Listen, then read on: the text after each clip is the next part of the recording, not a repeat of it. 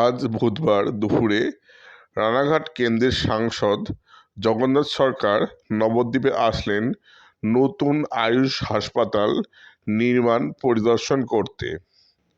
এদিন তিনি দলীয় কর্মীদের নিয়ে নবদ্বীপ স্টেট জেনারেল হাসপাতালে পৌঁছান দুপুর 1টা নাগাদ। হাসপাতাল চত্বরের পিছনে নির্মাণ করা হচ্ছে নতুন বিল্ডিং, যা তিনি পরিদর্শন করে দেখেন। হাসপাতালের নবনির্মিত রুম ও পরিষেবা কেন্দ্রগুলো খতিয়ে দেখেন তিনি। এরপর তিনি ওই বিল্ডিংয়ের নির্মাণের সাথে যুক্ত ইঞ্জিনিয়ারের সাথে কথা বলেন, আর শেষে তিনি নবদ্বীপ হাসপাতালের সহ সুপারের সাথে কথা বলেন।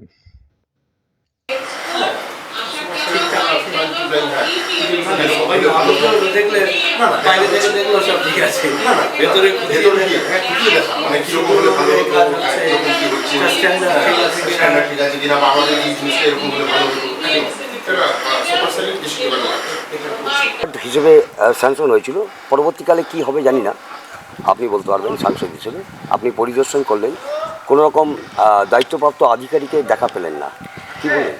শুনলাম যারা কাজের তদারকি বা করছে, কন্ট্রাক্টারই পেয়েছে, শোনার পর আমি আসার পর তারা দেখলাম সরে পড়লো, পালিয়ে গেল, জানি না কিসের ভয়ে গেল। সাংসদ হিসাবে আমি জানি যে নরেন্দ্র মোদী এমপি ল্যাডের টাকা কাটছাট করে, অর্থাৎ 25 কোটি বছরে পাওয়ার জায়গায় 17 কোটি দিয়েছে এইসব ডেভেলপমেন্ট, কোভিড নির্মাণের জন্য মানুষকে ইঞ্জেকশান দিয়েছেন সেই টাকা, এবং আমাদের যে অনারিয়াম ক্ষেত্রে যাওয়ার ফুয়েল চার্জ সম্পূর্ণ 30% কাটিট করে এইসব কাজ হয়েছে। আর এটা যদি এরকম ঘাটতি থাকে, কি অবস্থায় আছে দেখার জন্য বহুদিন ধরে নির্মাণ চলছে, প্রায় 20 কোটির ওপরে এখানে স্যাংশন হয়েছে।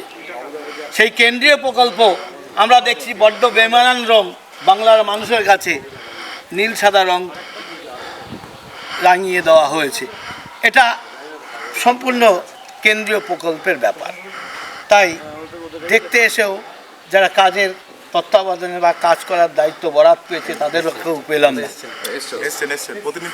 আচ্ছা, এইমাত্র প্রতিনিধি এসছেন, আমি শুনে দেখছি বিষয়টা। তাই আমি মনে করি এটা মোদী সরকারের একটা বড় অ্যাসেট। 100 বেডের যে হসপিটাল, এমার্জেন্সি যে কোনো ডিজাস্টার ম্যানেজমেন্টের জন্য এটা তৈরি হয়েছে, শুধু কোভিড বলে ব্যাপার নয়, যে কোনো বিপর্যয়ের ক্ষেত্রে এই হসপিটাল আমাদের নদিয়া জেলার গর্ব। আপনি আজকে পরিদর্শন করে কি আশাহত হলেন?